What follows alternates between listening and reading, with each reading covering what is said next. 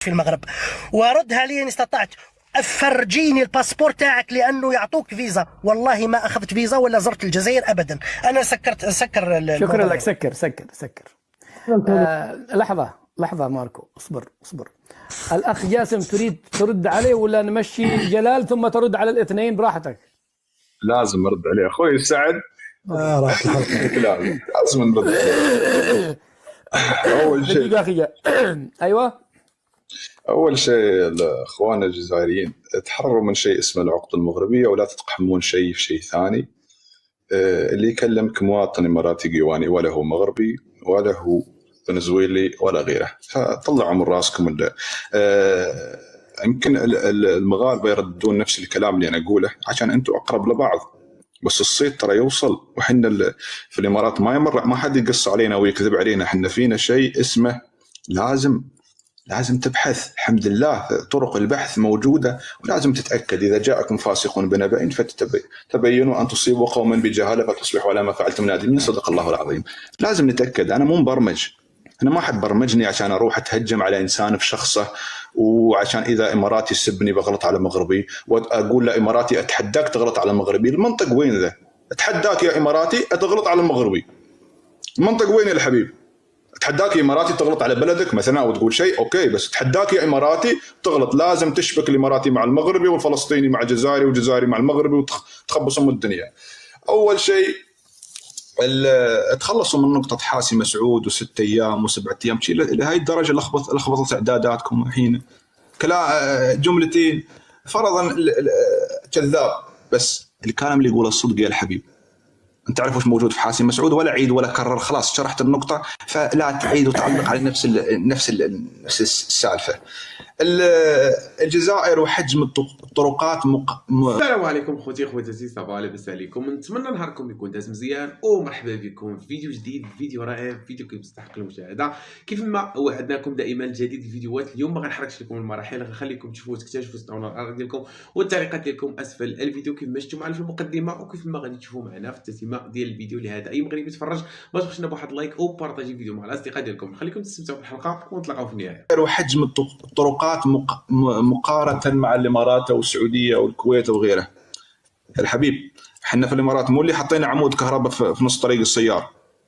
اظن انتم اللي محطينها صح؟ حطوا ماذا؟ عمود كهرباء في نص طريق السيار. كيف؟ ليش؟ والله العظيم اذا حد في القسط موجود 5000، اذا حد يكذبني الحين، حد يقول لي ان هذا غلط. عمود كهرباء في نص طريق السيار. افتح الكاميرا وبراويك الدليل من عندهم بعد، من قنواتهم اذا ودك بعد. عمود كهرباء في طريق السيار سرعتها مدري 100 و120 في الخط السريع. في الخط السريع طريق في نصه تركوا عمود الكهرباء وسووا الطريق وفتحوا الطريق للناس تسوق. والله ما هذا شوف العقل الجزائري يوم يبدع. الجزائري يوم يستفيد من البترول والغاز. شفت الكارثه؟ عشان شيء ما يستفيدون، يعني يعرفون الادمغه عندهم بتخرب ام الدنيا. الجزائري وش صنع؟ الجزائري لان الحين يستورد سيارات صينيه. لان الحين على جزئيه ان من علموكم النفط وتنقيب النفط. الحبيب هذا اللي كان ودي اياه. تدري ان الحين المصيبه انه هو يقول انه تدري ليش؟ شوف انا ليش وترت لهم عزفت على الوتر الحساس حاسم مسعود. تدري ليش حاسم مسعود يا اسد الشرعي؟ بس حاسم مسعود اول ما كان تواجد فيه الشركه الاماراتيه للتنقيب عن البترول قبل لا تجي سونتراك الفرنسيه. شركه اماراتيه تنقب عن الغاز والبترول في حاسم مسعود. واللي يكذبني الحين اتحداه يدخل يكتب شركات اماراتيه في حاسم مسعود ويطلع له من اعلامهم الجزائري وفي الصفحات شركة الإينوك، وعقبت عليها شركة الأدنوك اللي هي مال الشيخ مسعود الله يرحمه، وفي 2019 أخذت المكان السونتراك مالهم. عشان شي أنا أقول لهم حاسم مسعود من الصبح تراني أعي ماذا أقول ولست مبرمج. أنت رددتها كثيرا حتى أنا لفقت في ذهني. تدري ليش زعلوا؟ ليش صار عندهم فيضان؟ حاسم مسعود هي وجود الشركات الإماراتية، الشركات للتنقيب عن البترول كانت توجد بذلك المكان. واتحدى اي حد يكذب كلامي ويفتح اي موقع هو يثق فيه ويكتب الشركات البترول الاماراتيه في حاسم مسعود او في الامارات بس، او في الجزائر عفوا. الجزائر اللي حتى موانئ دبي هل ما زالت تعمل في الجزائر الى هذه اللحظه؟ لين حين رغم الخلاف الجزائري. إيه رغم الخلاف، لان كان في تدخل سياسي في الامارات. رجال الاعمال اللي عندهم علاقه بالاقتصاد، احنا ما لنا دخل في السياسه بين البلدين الا اذا تم المهم ما ودنا نخوض في التفاصيل. فتم الاستمرار ابقاء العقود. تم الاستمرار الى الحين.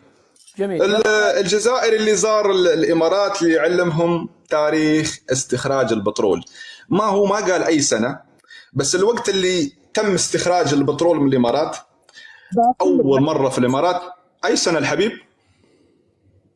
افتح المايك وقلنا اي سنه. اي سنه الجيريا؟ بعثت لك اقراها ان قلنا الحين اي سنه. اي سنه ما ودنا. انا تلفوني بيسجل، التلفون الاخر بيسجل، ما اقدر افتح التلفون والله ما اقدر. اي سنه؟ هو اسمه محمود. اي سنه؟ اي سنه؟ اي عام؟ محمود حمراء. اي سنه لو سمحت. اي سنه؟ اي عام؟ خلاص اعطيني دقيقه وارجع. تمام. مسترسل يا جاسم، مسترسل. لا لازم يا اخي. خليه يبحث واصل في النقطه يا اسعد. لا ثانيه فقط. لا اسمه محمود حمراء يا اخي. سنه يا اخوان، سنه. دقيقه. انا ما افهم عربي. which year please؟ I told you that his name محمود حمراء. يا اخي لا تبرهن انك تتكلم انجليزي. عطني السنه، ما ودي اسم. انا قلت لك اي سنه، ما قلت لك وش اسمه.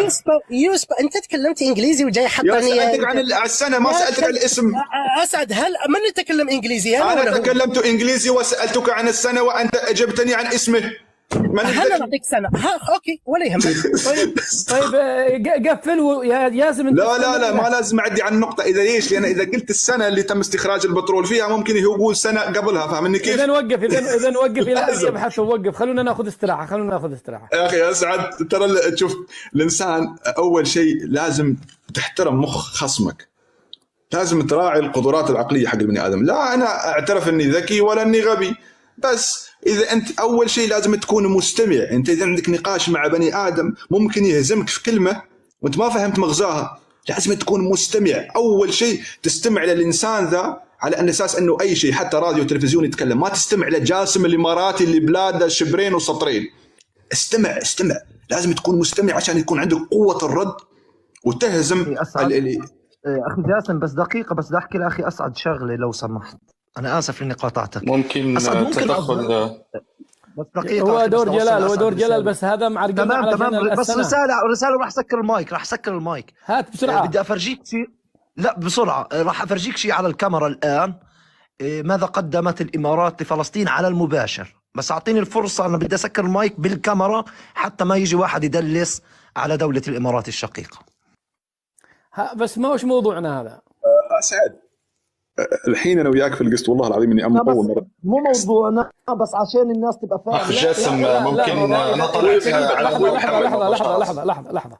انا لي وجهه نظر في هذا الموضوع. يعني علاقه فلسطين بدول الخليج، اذا تريدوا بكره تكون انت يا محمد ابو اميره والاخ جاسم والاخ رضا مدعوين عندي ونناقش الموضوع، مرحبا. بس اليوم خلونا مع الاخوه الجزائريين، لا تصرفنا يا محمد. تمام. شو اسمه اخوي محمد، انا ادري ماذا قدمت الامارات ومنه مقدم في كل الدول العربيه الحمد لله. يمكن في ناس ما تعرفني، بس الانسان ما لا تدخل في هذا الموضوع اخي. لا ما ادخل. لا حبيب، ما حد يجرني. لا يا الجيريا جيت العام الحين اخذ من كل الوقت لتحصل السنه. يا اسعد نعم. ما هو عام كم؟ 1 جون، يعني 1 جون 3، يعني 1 جوان سنة 73 ولدت شركة أبو ظبي الوطنية. 73 يعني بعد تأسيس الإمارات بسنتين.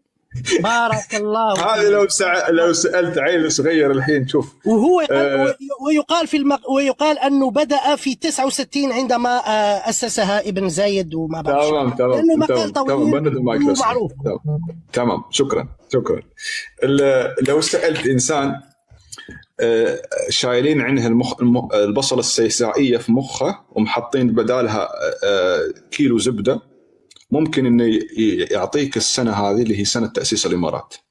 بس السؤال او الجواب ان اول مره تم استخراج النفط او البترول من الامارات كانت في 1939، واول بير تم حفره كان في 1950 يا الحبيب، لا كانت الجزائر معقول موجودة. معقول يعني حتى قبل تأسيس الإمارات.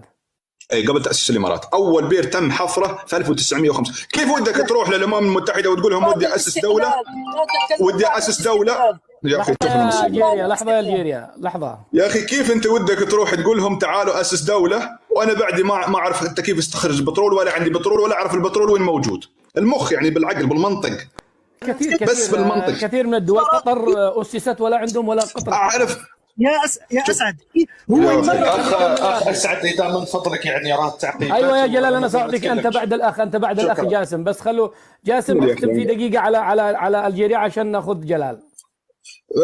الحبيب احنا الوقت اللي تم استخراج فيه البترول في الامارات ما كانت الجزائر اساسا موجوده، والجزائر على قولتك انت بعدكم تضاربون مع فرنسا ولا حصلتوا وثيقه الاستقلال في وقتها، ولين الحين لو كان الخوف لو كان الدواء يفيد كان فاد صاحبها اول شيء، وكان انتم ما استخرجتوا البترول وكنتوا انتم الخليج مو احنا الخليج. ثاني شيء تتحداني ان اقول لك اسجن مسؤول اماراتي عشان لا الحبيب، المواطنين الاماراتيين والمسؤولين مو فاسدين. ليش اسجن المسؤول وهو اساسا يسهر على امن المواطن الاماراتي؟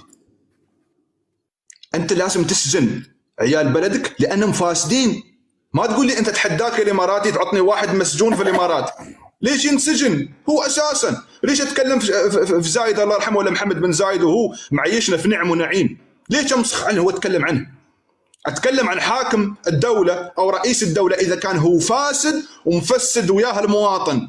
انا ما يخصني في السياسات الخارجيه، اهم شيء بالنسبه لي كمواطن سياستي الداخليه انا انعم في النعم والنعيم والامن والامان ولا يخش ريح لبلادي، هذه اهم شيء. كلام واضح. يعني لماذا راحه المواطن؟ السياسات الخارجيه لها ناس متخصصين افها. شكرا. فاهمني كيف؟ اختم في ذا. السلام عليكم. شكرا. الاخ جلال بسرعه. جلال، اخي جلال. شكرا. نتمنى انك تعطيني حقي في الكلام فقط، اني انتظرت تفضل حقك. خذ. شكرا على قبول الدعوه، وتحيه للمستمعين وتحيه للمشاركين معك في القسط. اول حاجه انا طلعت باش نرد على المغالطات الكثيره اللي ذكرها الاخ جاسم. بما انه عندك 5500 شخص على البث، على الاقل ما نساهموش في جهل ومغالطات اكبر عند المالمتابعين والمشاهدين. اللايف هذا سينشر في قناتي الجديده، قناه القناه. ممتاز. يعني مو 5000 سيشاهدوا 200,000 اقل حاجه. جيد، ممتاز جدا، ممتاز. اول حاجه اللي هي لحظه خليني اروج لقناتي. قناتي الجديده في اليوتيوب هي موجوده في البايو. اذا دخلتوا الحساب بتلاقوا علامه اليوتيوب رابطها هناك حتى ما تتوهوا، لانه في مزورات. وساخرج من هذا اللايف بعد قليل وافتح لايف فيها مباشر واعلق على هذا اللايف اليوم التاريخي بصراحه. اكمل يا اخي جلال. اوكي جيد. اول حاجه باش كاينه مغالطه معروفه جدا اللي هي مغالطه الاحتكام للتجربه الشخصيه. يعني في شخص عنده تجربه شخصيه في الجزائر يردها بدراسه ويرجعها انه نقدروا نحتكموا عليه، وهذه مغالطه انا مانيش نرد عليها اصلا، لانه اي انسان عنده عقل راح يعتبر الكلام هذا كلام عام ما عنده حتى معنى. انا شخصيا راح نرد على مداخل الجزائر من المحروقات، ولماذا الجزائر تخلفت بمداخلها من المحروقات بينما الامارات تقدمت. يا جلال شويه صوتك يبعد قليلا، خليك. اوكي هيك الصوت جيد الان تمام، بس شويه كان يبعد. انا استمع. اوكي سوري. اوكي ثانك يو. الاخ اسعد، عندنا مشكله كبيره في العموميات وما نروحوش للجزئيات. لما نقولوا الدوله بتروليه لازم نقولوا شحال تصدر الدوله البتروليه هذه، كم مداخلها من المحروقات. الجزائر صادراتها من البترول لم تتعدى 400,000 برميل، الامارات صادراتها من البترول تعدت 2.8 مليون برميل يوميا. مداخل الجزائر من المحروقات بالنسبه للميزانيه العامه تاع الدوله الجزائريه ما تتعداش 35%، اللي هي تقريبا 23 مليار دولار. مداخل الامارات من المحروقات بالنسبه للميزانيه، مداخل ميزانيه دوله الامارات اللي هي من المحروقات وصلت ل 32 مليار دولار، اللي تقريبا تمثل 40% من ميزانيه الحكومه الاماراتيه. بغض النظر على عدد سكان الامارات اللي فقط 9 ملايين اغلبهم مهاجرين، المساحه في الجزائر، المساحه في الامارات. الاويل رانت اللي هو مؤشر جد مهم، اللي هو المداخيل الصافيه من المحروقات لدوله معينه. يعني الفرق بين القيمه الانتاج القيمه النهائيه تاع الانتاج تاع البترول في الاسواق بسعره في الاسواق الدوليه وتكلفه الانتاج. في الاقتصاد الجزائري ما تتعداش 13%. الارقام اللي راني مد فيها تقدروا تروحوا للبنك الدولي تلقاوها كلها موجوده، والناس اللي تتبعني تعرفني اني ما نحبش نتكلم كلام اللي ياثر على صورتي شخصيا خاصه في مباشر. يعني الانسان لازم يحافظ على الاقل على مصداقيته وانه ما يمدش معطيات تافهه ما عندها حتى معنى. 13% هي الاويل رانت الخاصه بالجزائر، الامارات 15%. الخلاصه اللي راح نستنتجوها انه الامارات والجزائر في زوج دول يعتمدوا على المحروقات بنسبه نقدروا نعتبروها عاليه من مداخيل الدوله، ولكن الجزائر مداخلها من البترول اقل، مساحه اكبر، وعدد سكان اقل، وبالتالي الوضع الذي يعيشه الاماراتي في الامارات نتيجه الى مداخل اكبر من المحروقات، عدد سكان اقل، مساحه اقل، نفقات الدوله والحكومه اقل، وليس نتيجه لعمل معقد خلقه الامارات. هذه حقيقه يجب ان نعترف بها اخ اسعد. انا نقسم الدول العربيه الى قسمين او 3 اقسام ان صح التعبير: دول متخلفه لا تملك القدر الكافي من ادوات الحضاره، ودول متخلفه لديها بعض ادوات الحضاره لان عندها مداخل عاليه من البترول والمحروقات فقط، انتهى. بالنسبه لي كلنا دول متخلفه نستفيد من ادوات الحضاره. عندما تستفيد من ادوات الحضاره يجب ان تقدم تنازلات لكي يدخل لك راس المال الاجنبي، هذا امر معروف جدا. ومع هذا انا لست مع فكره النيف والخساره والتفرعين. انا نمثل نفسي فقط، وكل جزائري يمثل نفسه، وانك تحصر. يعني نسمع في واحد يسال عندي مع البيت. انا اوكي سوري، لانه كل الفكر الجزائري مش محصور في اللي يطلعوا يدافعوا عن الجزائر فقط. الجزائريين عندهم اختلاف، الحمد لله احنا دوله اللي عندنا اختلافات كثيره ثقافيه هوياتيه، المجتمع مزدهر متنوع. للاسف الشديد ما عندنا الشموليه ككل المجتمعات في اطار انظمه معينه، هذا امر اخر.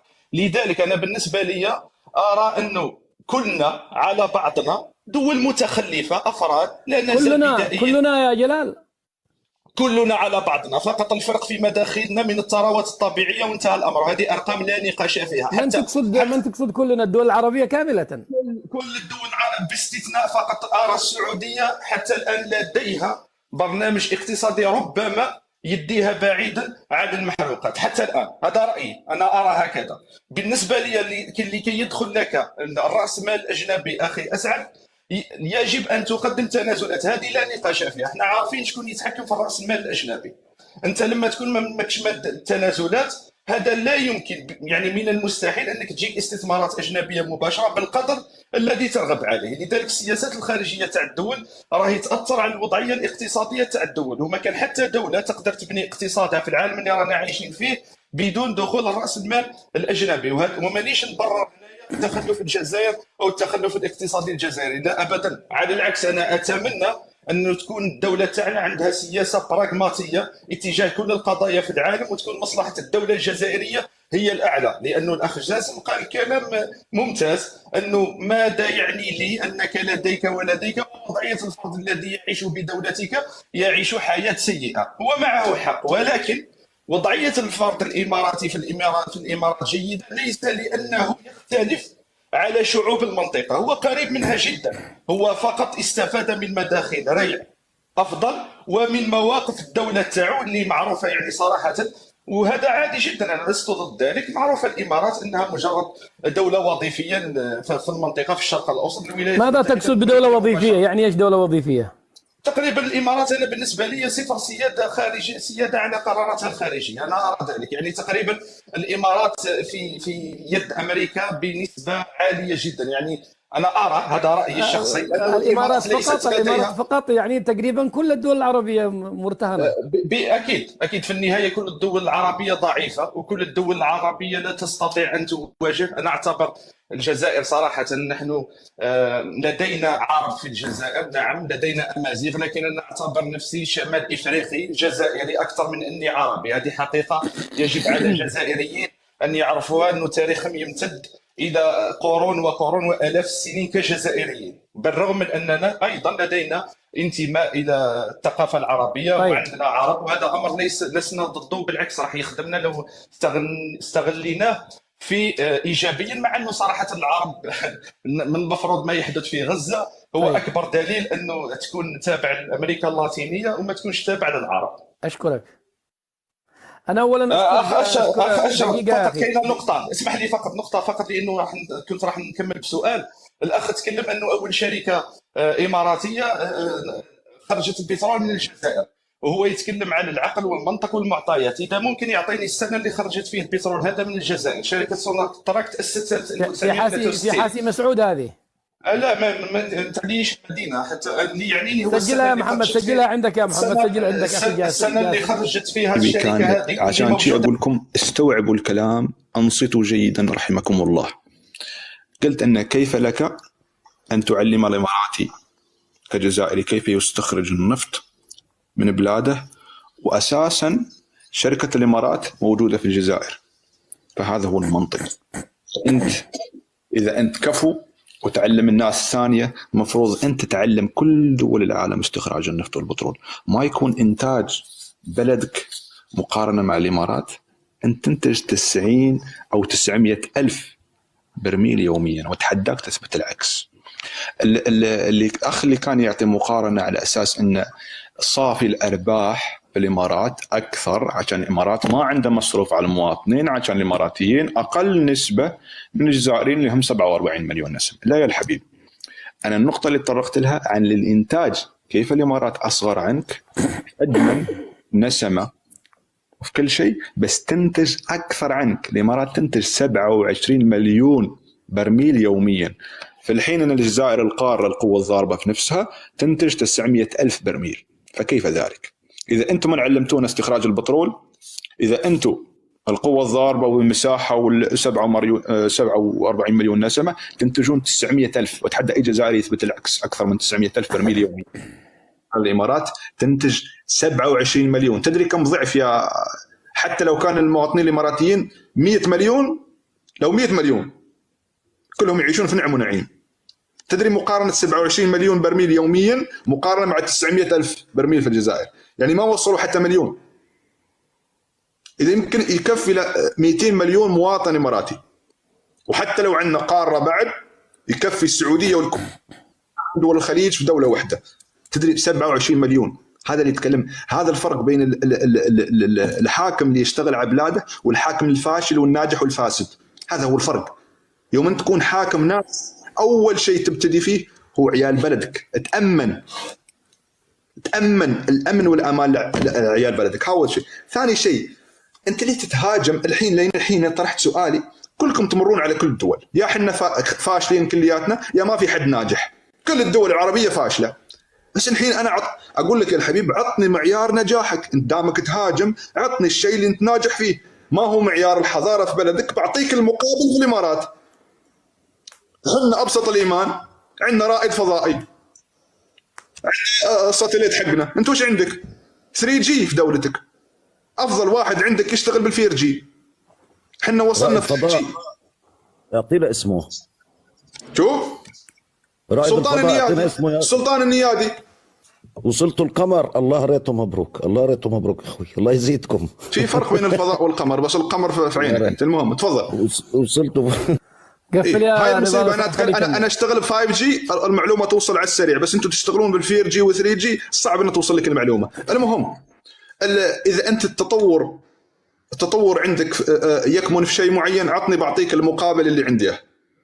انت الامارات دوله وظيفيه، سياده خارجيه على قولتك. هذا مو انا اللي اقوله ترى، ولا اي مواطن اماراتي ثاني. انا اقول قولتك انت اللي تقول ان الامارات دوله سياده خارجيه ووظيفيه وبس. يا الحبيب اعتبر اني متحالف ويا الشيطان والشيطان متحكم فيني. منو المستفيد؟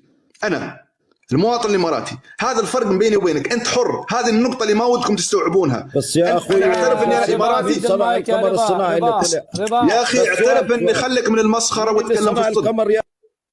خليك من المسخره وتكلم في الصدق. اعتبر اني انا اماراتي متحالف ويا الشيطان. اعتبر اني انا اماراتي ما عندي يا رضا لا حول ولا قوه. قفل يا رضا، قفل يا رضا. انا مضطر انزلك اخي رضا للحين، لان الرجل لم يقاطعكم ابدا. يجيك اخر شيء يعطيك درس في الانسانيه. المهم لا تعظون في كلمه القمر والفضاء وكوكب زحل. خلاصة القول اللي ودك لازم يوصل لكم من الصبح. وعيد مرة ثانية لثالث مرة أسألكم يا أخوان الجزائريين كله بث ثاني، أنتم ناجحين أو أنتم متحررين وانتم احرار ومنتم عبيد وما عندكم سياده وتاريخكم مشرف، وهزمتوا العدو وهزمتوا فرنسا وسنبل اغا والداي حسين وابو حسن وكلهم هزمتوه. بس ليش بعدكم فاشلين؟ دولتكم ما تنتج ولا تعطي ولا تصدر ولا شيء غير ان المهم ولا تطرق للنقطه الثانيه. هذا هو السؤال. نعم. اني انا مواطن، فرضا اني متحالف ويا الشيطان والسياده الامريكيه، بس دخلي الفرضي افضل عن المواطن الامريكي والبريطاني والاسرائيلي وكل من اجتمع في عقلك. هذا هو السؤال واضح. اشكرك. والاخ اسعد الشرعي لي بالتواصل في الخاص ودي اعلمك علوم بعدين نشوف مره ثانيه. المهم السلام عليكم وشكرا على الاستضافه. شكرا. لا قبل ما يروح فقط اخي قبل لحظه يا جلال ما عاد فيش وقت معي والله عندي لايف اخر في اليوتيوب. السلام. لا اساسا اخذنا من وقت الرجال، مشكورين والسلام عليكم. اخي جلال سامحني هو قال لم يفهم الارقام، حبيت نطرح عليه سؤال اذا ممكن. سؤال برك على السريع. نزل اخي جلال. لانه انا نعتبرها شخصا. اخي جلال لا انت كنت رائعا وهو اثنى عليك، هو اثنى عليك خيرا. لا فقط هناك هو نزل خلاص نزل. اذا تعال بكره اذا تسمح لي لا اخي جلال ما عاد فيش وقت والله العظيم. وصلنا لنهايه الفيديو، نتمنى ان الفيديو كان الاعجاب ديالكم، يكون حسن الظن ديالكم. الى عجبكم الفيديو ما تنسوا واحد لايك وبارطاجيو الفيديو مع الاصدقاء ديالكم باش يوصل جميع المغاربه في جميع انحاء العالم. خواتاتي خليت لكم الراحه، تلاقاو تهلاو.